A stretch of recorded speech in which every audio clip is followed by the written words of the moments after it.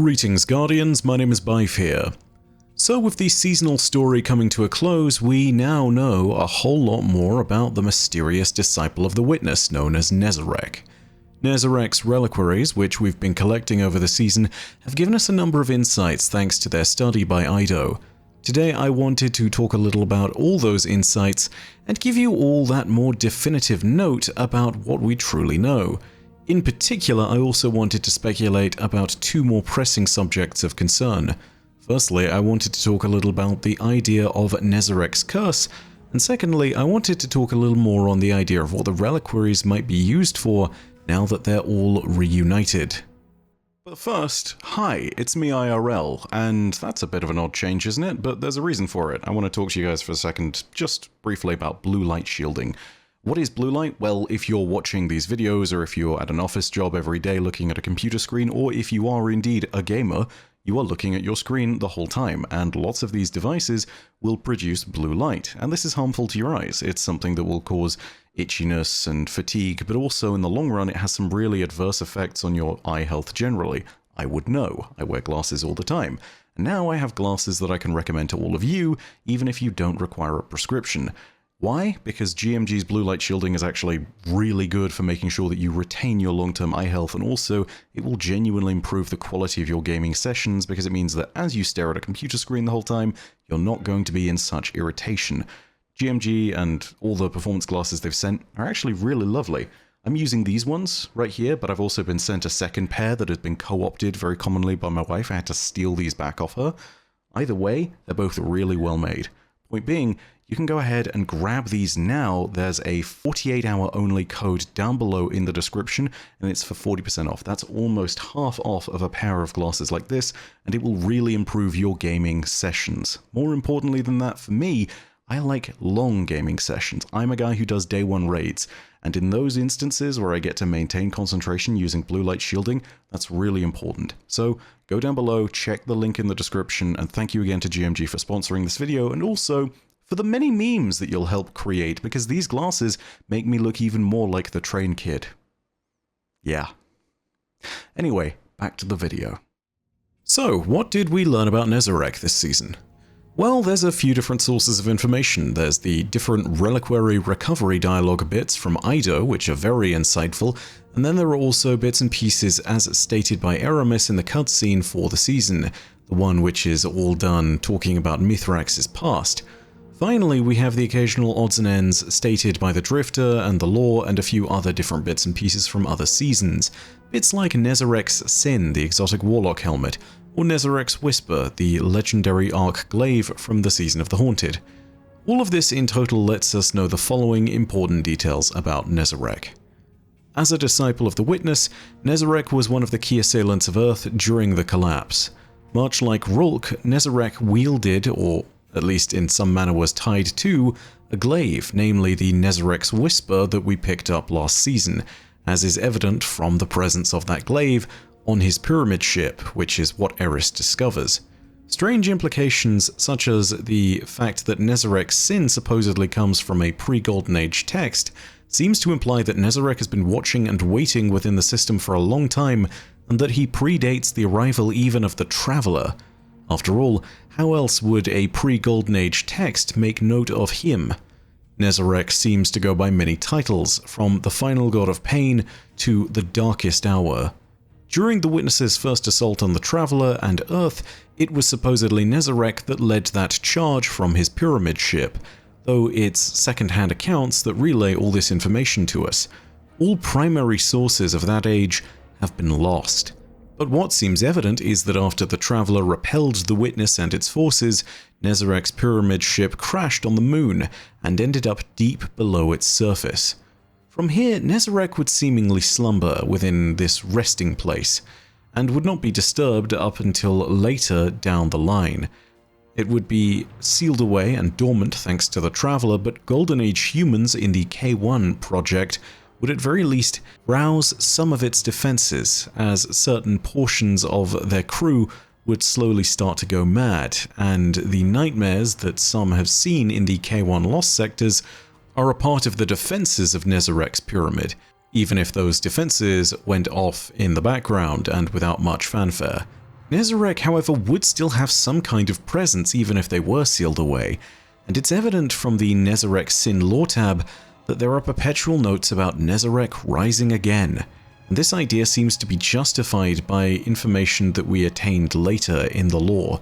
From here, we know that the Hive discovered the lunar pyramid when they settled on the moon, and that after that they had built their temples in proximity to it. The Elixni raiding party led by Mithrax's mother happened upon it too. A very important detail that might have been missed here is that the Pyramid of Nezarec drove the Hive away and all but welcomed in the Elixni, which is not only more proof of the idea that Nezarec is in some manner alive and conscious, but also it implies that what happened next was by its design. Mithrax's mother and the others began to smash apart the body of Nezarec and took the separated pieces of it that they had turned into relics for themselves. Within the different portions of his corpse, the Elixni found terrible and dark power. The relics of Nezarec spread themselves around the system through the hands of notorious pirates and cutthroats. 8 pieces of the Disciple. How about that? Each of them whispering of ill intent and terrible portents to their bearers. Eventually, we would discover more about Nezarec and the tombs of Nezarec from the Drifter, although this would be second-hand information that he had relayed to Shin Malphur. These tombs of Nezarec may be a physical place, or they might actually just be the reliquaries that we gathered this season. But it seems that the relics are able to do certain distressing things. Namely, whisper to those that have them in their possession. It's here in these final weeks of the season that we learned the most distressing of information about Nezarec.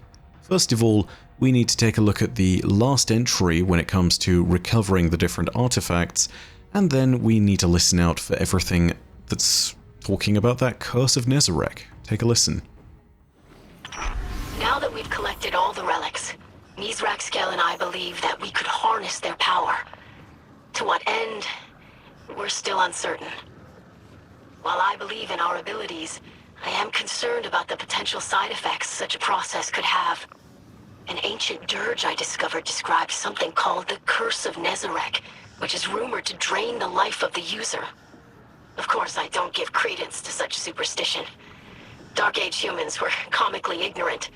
Still, I would rather not take the risk. My father disagrees. I suspect he wishes to redeem himself for his past wrongs, and in that, I cannot dissuade him. We will continue searching for a method to unlock the relics.